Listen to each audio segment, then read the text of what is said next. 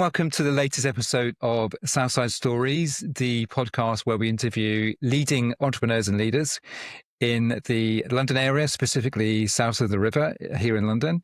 And just a quick reminder, if you haven't already, please hit subscribe on whatever platform you're using to watch or to listen to this. So this afternoon, I am joined by Mike from STRYDE. Hi, Mike. Hello. Thanks for having me. Looking forward to it. It's a pleasure. Yeah, me too. Mike has a really, really interesting role, CEO of a company called STRYDE, which he's going to tell us all about in a second. It's really a fast-growing company, and I'm really looking forward to this one. So, Mike, tell us a little bit about you, first off.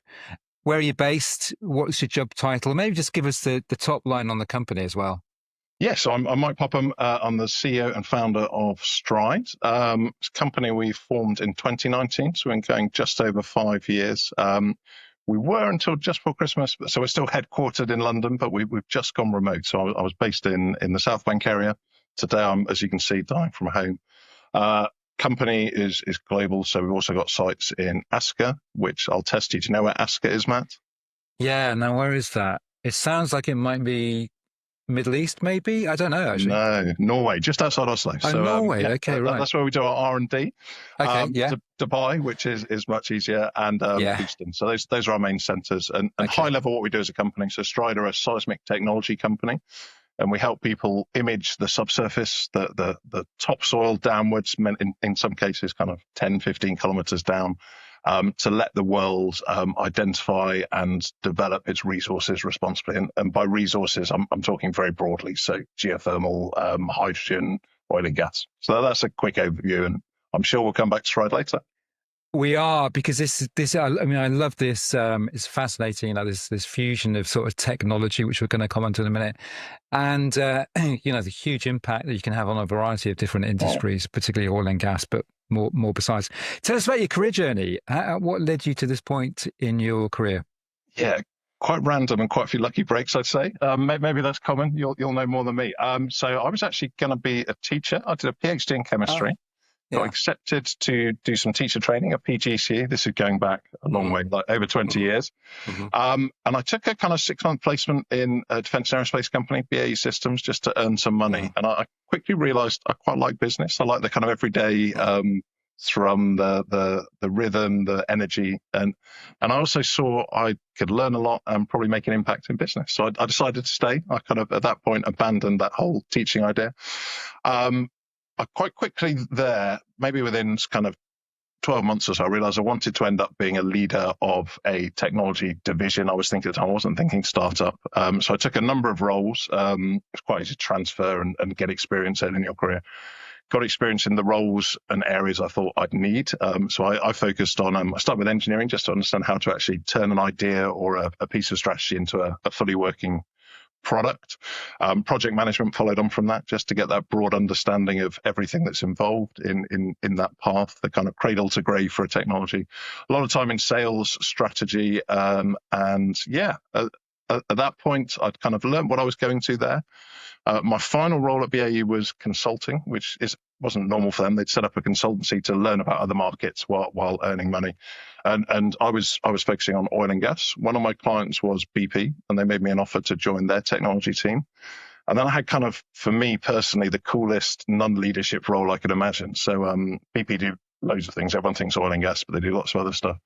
And the job was either myself or one of my team would lead whatever BP's most valuable R&D projects were. So working in areas I knew nothing about, but kind of jumping in, helping intelligent engineers with an idea, turn that into a product or a service which could be deployed both internally and externally, manage the intellectual property, the commercial side of things, the project management and the overall systems engineering. One of the projects I was working on there is actually now what is STRYDE. So I kind of started working on what's STRYDE back in 2013 in BP. It's now a completely separate company. But yeah, that's where the journey started. So that's a quick summary. Great. I'm going to circle back to the BP to STRYDE a little later, but let's get into STRYDE and get into what is it, what's the sort of proposition, what problems do you solve for? Yeah, so we help people who can gain value by understanding what's under the earth. So seismic, not many people, they'll have heard the word, they won't know what it is. effectively you typically put some energy into the ground and you put a load of devices which are listening. So here's our STRYDE node. I'll get it on camera. We put out many of these devices which listen. And it's very similar to ultrasound, which people will be familiar with from hospitals, say, but on a much bigger scale. So we might, on a big project, be looking at 5,000 square kilometers. And we might be imaging, depending on the industry, we might be imaging the first 10 meters, we might be imaging 10 kilometers down. So high level, that's what we do. You really can get a really good understanding of what's there. And the technology we provide is the same, but the application is quite different. So whether someone's looking for can I put a geothermal facility here? And if so, where should I put my well? From a seismic perspective, we're using the same technology as oil and gas might use to explore. Is there hydrocarbons here? Or nowadays people are exploring for natural hydrogen. It's the same technology, but just applied differently. So I mentioned a lot of the industries we work with. Kind of big industries in terms of number of projects for us are oil and gas. Done well over 100 projects there. We've done about 50 geothermal projects, mainly in Europe, interestingly. So Europe is taking up geothermal faster than the rest of the world at the moment. Quite a bit of carbon capture and storage. So done about 25 projects around the world there.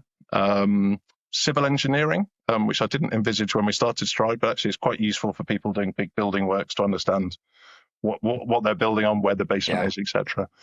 And mining is the other big industry. So the world's got an emerging shortage of minerals as we make an energy transition or for manufacturing, etc. And actually, easy minerals have been discovered that kind of historically you'd look for rocks and outcrops near the surface and follow them and dig that out to produce copper or whatever it is you're after.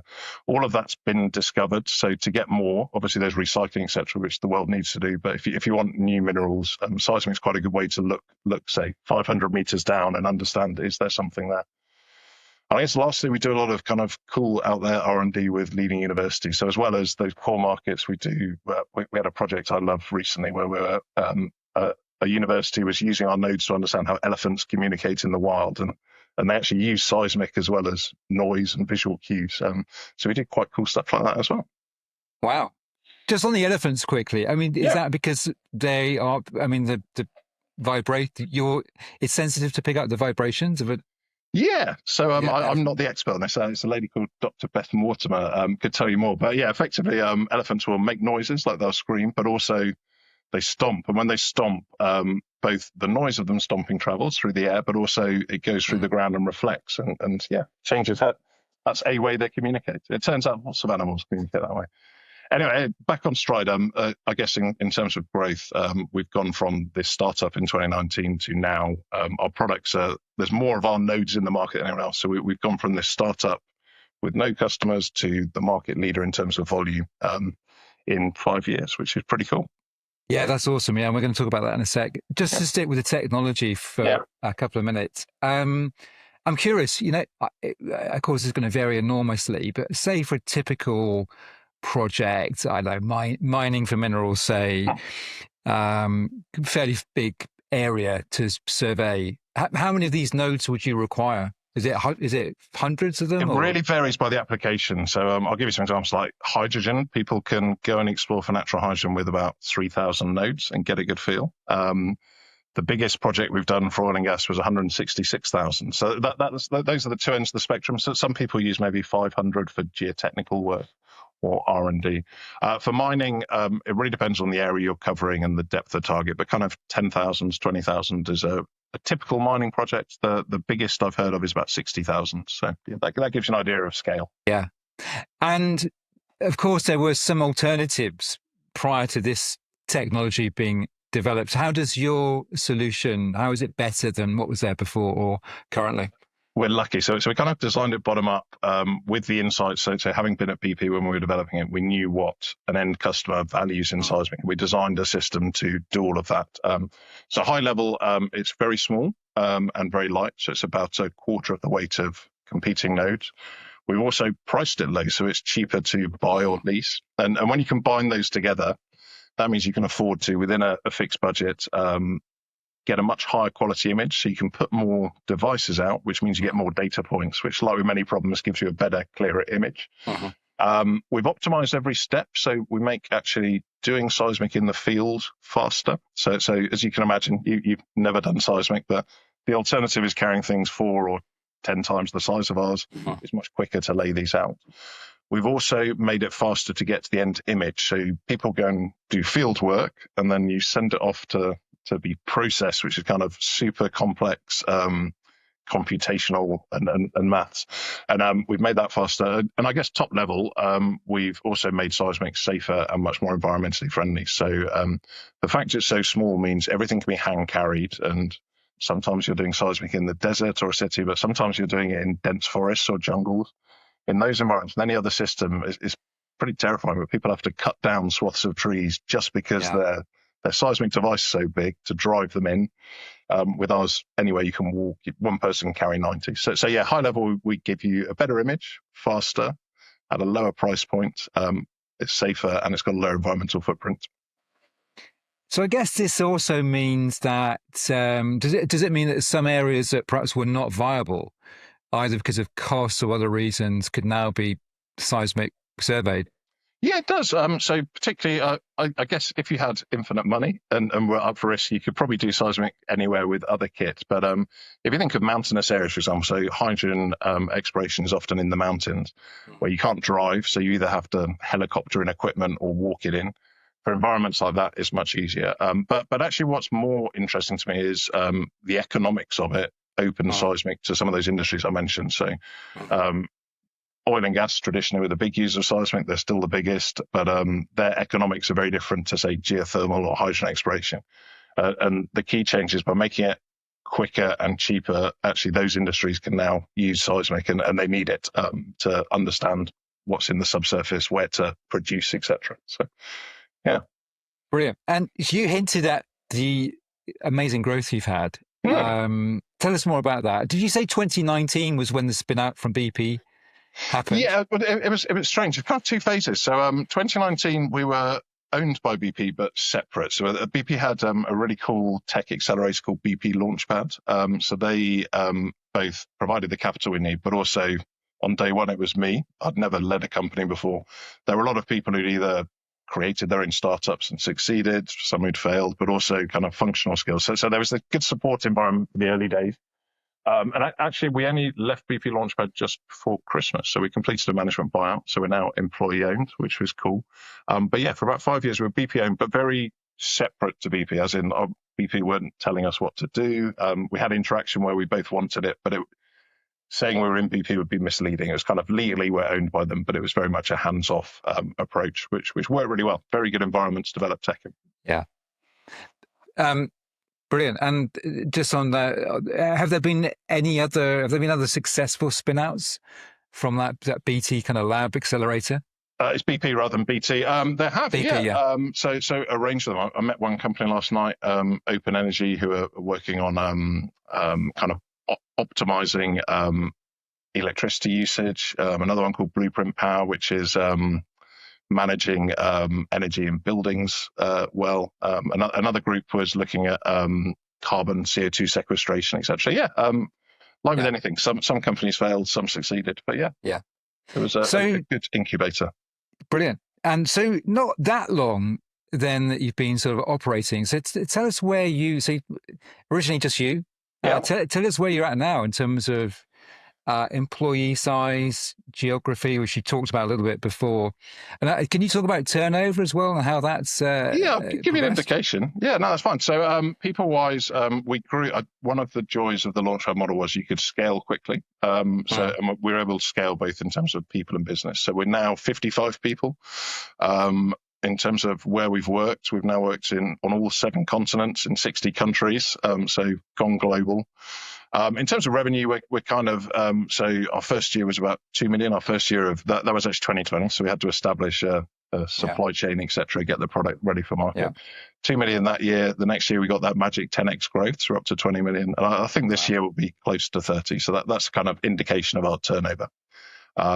And although I said with the market leader in terms of volume, which we are, there's still a lot of growth in the future. I can see many ways in which both our revenue and how people use our technology will evolve. So yeah, exciting journey. Yeah, very exciting. Well, I was going to ask you actually, how does it feel for you? Because this is incredible. I mean, everything is incredible, right? The the industries, the technology, the differentiation, the growth. How does it Yeah. feel for you personally to be at the helm of this?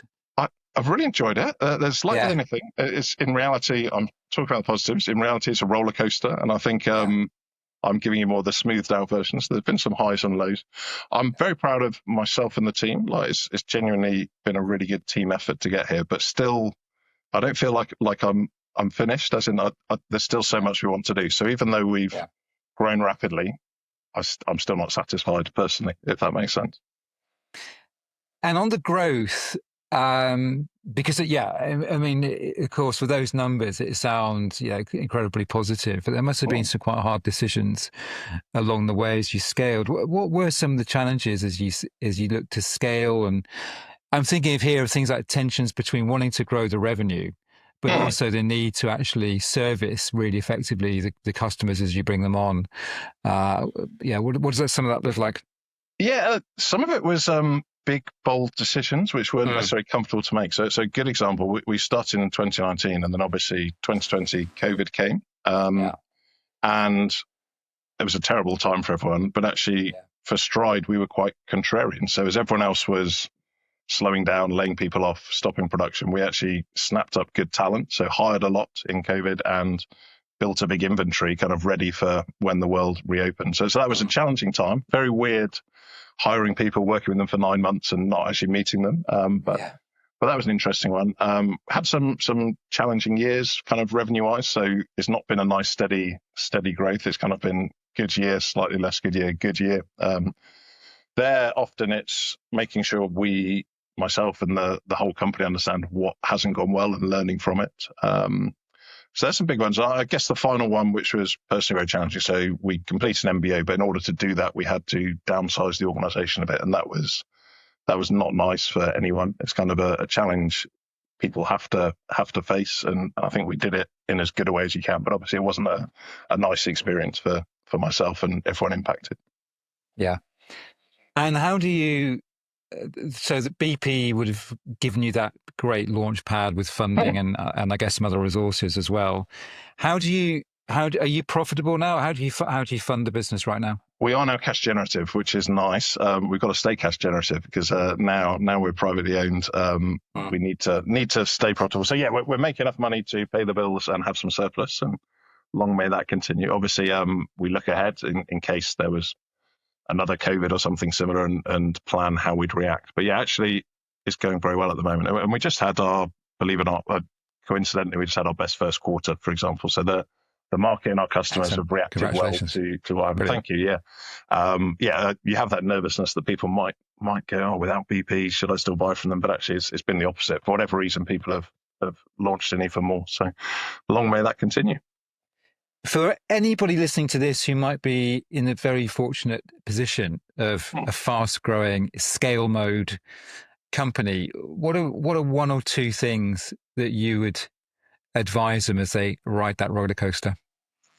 Yeah, I think hire well, and Mm. then at the right time. So early on in a startup, it's kind of, I think of it as controlled chaos, all consuming controlled Yeah, chaos. So day one and for the first year, maybe 2 years, there's too much to do. And a lot of your job is setting direction, but then prioritizing or helping people prioritize what to do, but crucially what not to do.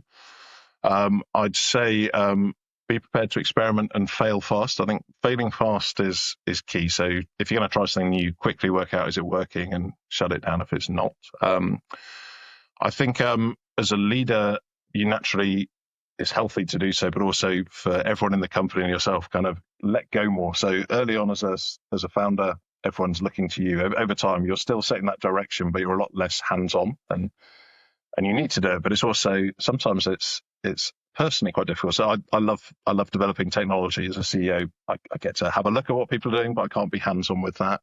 I love commercial negotiations and striking up deals, and you do less of that. So kind of build a big team, trust them, give them the freedom, set the direction, and let them run, and just let them know you're there to help them if they hit a challenge. So go from that hands in everything to hands in where the team needs you. Right. I guess What does, yeah. the other big one, sorry to go off, is kind of look for those. I think in any business there'll be pivotal moments, big decisions, and kind of keep an eye out and when the time's right, put all the chips in. So in our case, that example of in COVID, using a lot of our funding to build inventory on the faith that the product was so good before people had really used it much. There'll be a swing like that for each company, and kind of be ready to take that bet, but do it in an informed manner. Yeah, great advice. So what's next? You've had this great trajectory. What are the, where do you want to take it next over the next couple of years? What do you think was some of the next challenges for you are going to be? I think continuous grow is what I want to do. I won't go into the details of how we're going to do it. I think really I want to help the world in some of the areas I mentioned. So I still think there's a lot more we can do, both with STRYDE and globally. And say geothermal in Europe, we should be doing it everywhere, and in the UK, but we're not. So actually helping industries and governments realize what's the right way to go. I think we're in a nice position in that nearly all the industries we're in are scaling themselves, other than oil and gas, which has its own path and will go up and down. All the others need to explore more, either because it's good for the world or they're new industries. So there's a natural growth there. Always looking at new products and technologies and services as well. So we only produce things which we believe are kind of game changing and differentiated, which is good when we get them. But obviously, getting to that point is hard. So yeah, continuously invest a lot in R&D to come up with the next even better solution. How good are you at managing your time, Mike? Because you've got now the day-to-day operations and running the company and planning and hitting the budget and all of that side, the sales side, servicing, keeping your big customers happy. And then you've got these bigger, longer term plans and probably looking for that next big swing. How do you manage your time effectively? That's a really good question. I think I've got better at it as time's gone on. So in the early startup phase, there isn't enough time, so you throw yourself into it. Now, it took me a while to kind of realize, as a CEO, you're really controlling what work you do and when. So almost giving myself permission to have that hour just to sit and reflect and think has helped a lot. Work-life balance is surprisingly good, actually.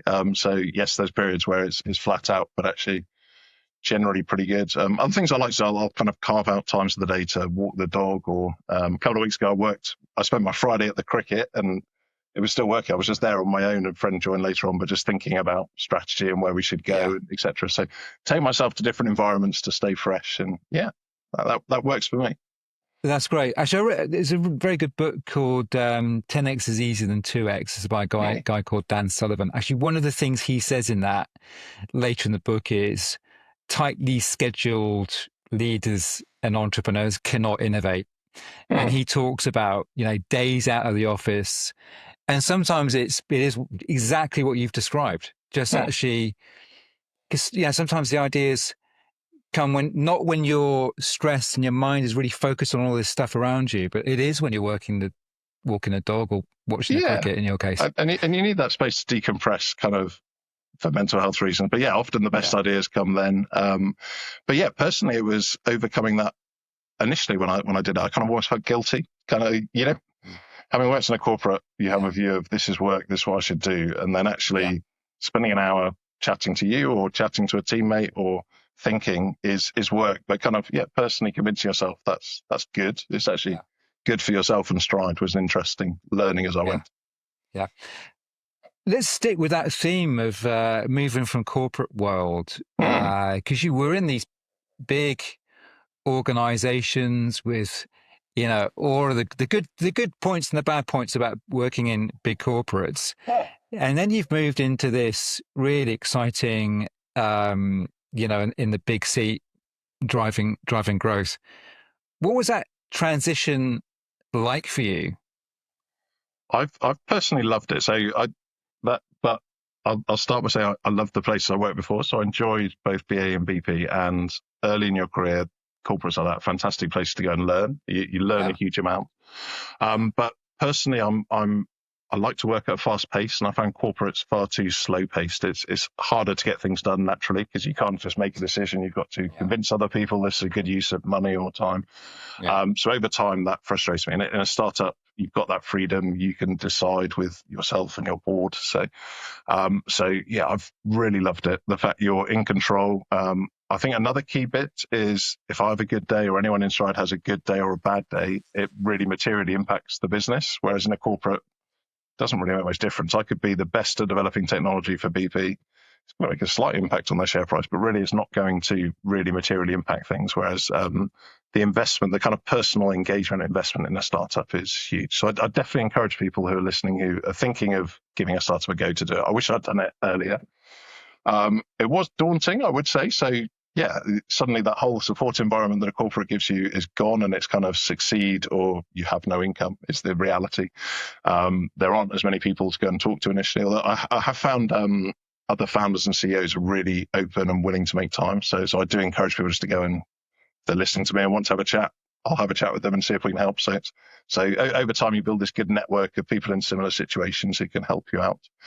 I found coaching really helpful. So actually developing me as a leader. I'd led teams before, but that's quite different to leading a company. So I'd encourage people to get a coach who's going to challenge them and identify where they're weaker and how to develop, etc. I definitely encourage people to do that as well. Yeah, well, as a coach, yeah, I definitely endorse that one. I think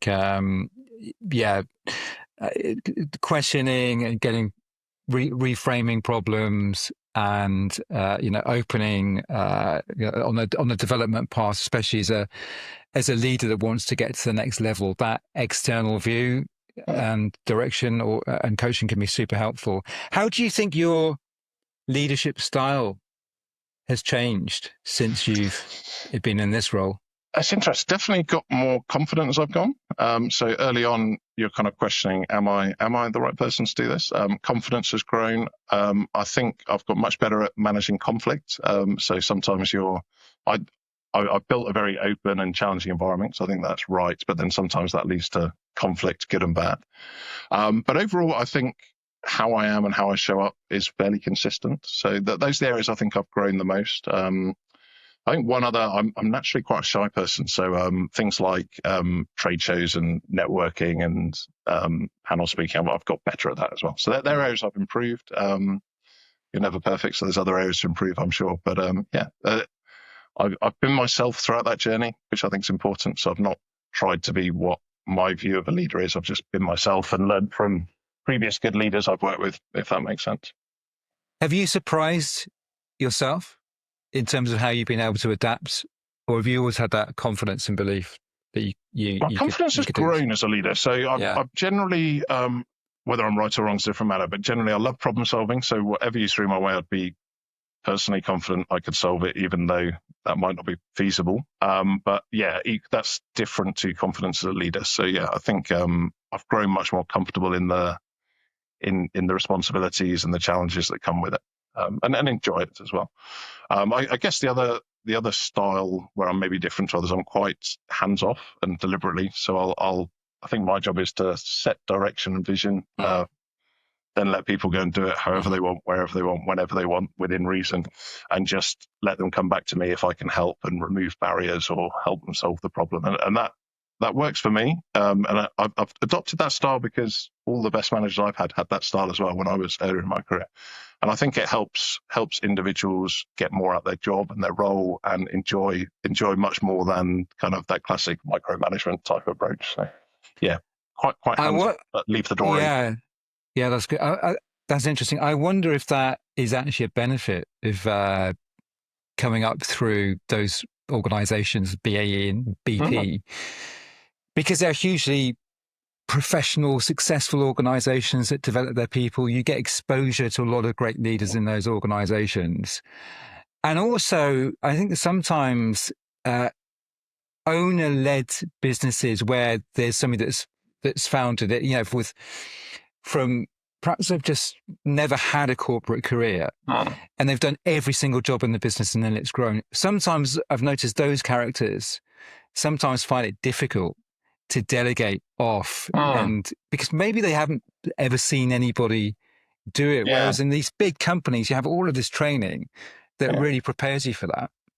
It certainly, it helped me both in training, whether it's leadership training or learning from others, and just the skills. So I think in each of the areas I mentioned earlier, I got to learn from some of the best in their industries, like how to. BAE, for example, many years ago had a really good view of how to develop a technology and all the things you need to do, and learning things like that. I'd never come up with that answer on my own. So I think in terms of the skills and the exposure and learning from others, they were great places to work. So yeah, I don't think I'd be sat here with as positive a story if I tried this straight out of uni. So yeah. Tell us about something you said at the top of the conversation, which is going fully remote. I'm curious about that one. I found that generally speaking, of the 30 plus business people I've spoken to this year who are leading teams, I would say 75% of them have kind of gone the other way. Actually, they want people back in the office. So I've got two bits to you. So the reason for going fully remote. Yep. The second one is around culture. And of course, BP would have had this huge, I guess, the values would have been well known and the culture of BP. Now you've got this brand new entity. How have you built culture, and how does that play into the working from home, working from the office decision? Yeah, so the fully remote side, it's actually just the UK where we're fully remote. We, because of COVID, we kind of got used to working that way. So we did have an office for 4 years. We kind of had a few days a month where we say to everyone, you have to be in, and then otherwise it was voluntary. But actually, we just felt the cost of the office, we weren't getting enough value from it. So renting in central London is pretty expensive. So it was mainly a value-based thing. We still, although we're fully remote, we still get together once or twice a month, at least as a UK team. We kind of hire out bars or restaurants and spend the day there. So we get that social side. The group it would be worse for. So I think people more junior in their career, it's harder to develop being remote. So that's the area you have to make that extra effort. But for us, it just works. On our other sites, people have to be in the office. We let them choose, but if you're an R&D engineer in a lab, it's quite hard to do that from home. So some bits they can do from home. So it just works for us. In terms of culture and values, it's quite interesting. So I used to be quite a skeptic in corporates. And that's because one day the corporate would just say, this is who you are now. We've decided this is how we want everyone to act. In STRYDE, we took a different approach to it. So we didn't have them, say, the first 6 months. Maybe it was even a year before we said it. But so early on, it was we're all being ourselves. But then we actually got everyone together who was in the company at the time, about 30 of us, and said, what do we value? What type of company do we want to be? And everyone there at that time defined the values. And obviously there was some steering of what I valued, but everyone kind of independently came up with our values. And that's really helped with buy-in. So because everyone who was there then had a say in what the values are, that's how people behave. And certainly the culture's, obviously I'd say it's good as a CEO, but whenever we do kind of engagement surveys, we're up at the kind of 90% plus engagement levels. So it is genuinely good.